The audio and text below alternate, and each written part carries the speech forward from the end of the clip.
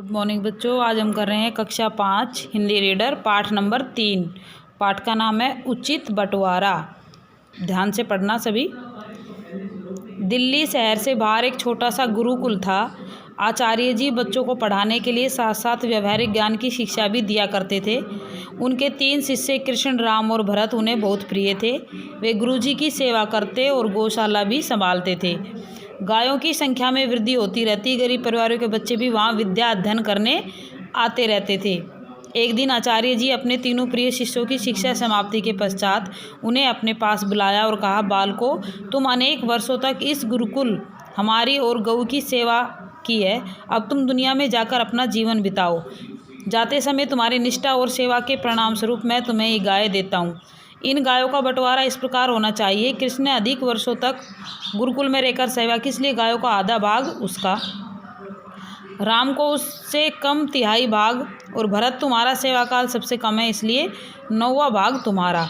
सभी शिष्य इस निर्णय से संतुष्ट हुए और गायों को गिनने लगे तो गायों की संख्या 17 निकली।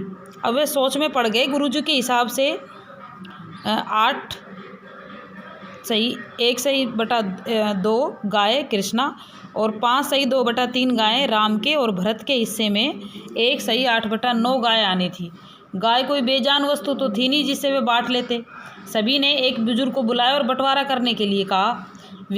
बुजुर्ग व्यक्ति के पास अपनी भी एक गाय थी। उन्होंने उसे भी आश्रम की गायों में मिला दिया। अब वे 18 गायें पूरी हुई। सबसे पहले कृष्णा को बुलाकर 9 गायें सौंप दी गई।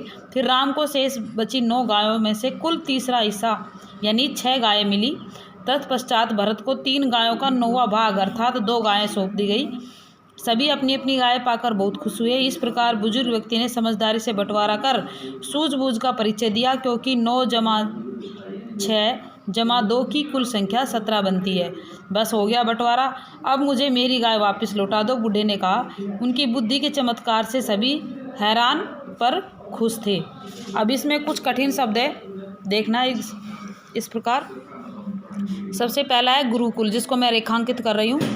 आचार्य, व्यवहारिक, शिष्य, गौशाला, विद्या अध्ययन,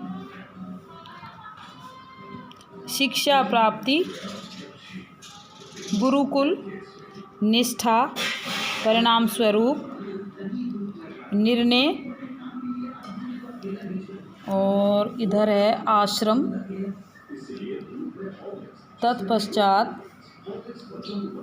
बुद्धि, चमत्कार। ये है इसके कठिन शब्द। और अब हम करेंगे इसके शब्दार्थ। इधर देखो, सबसे पहला है गुरुकुल।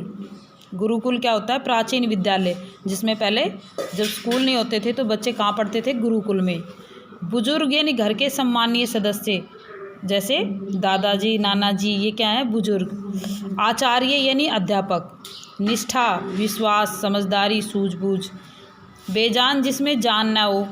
और तिहाई मतलब तीसरा। और निर्णय, फैसला। व्यवहारिक ज्ञान, हर रोज़ काम आने वाला ज्ञान। तत्पश्चात, उसके बाद। ये आपका हो गया कक्षा कार्य।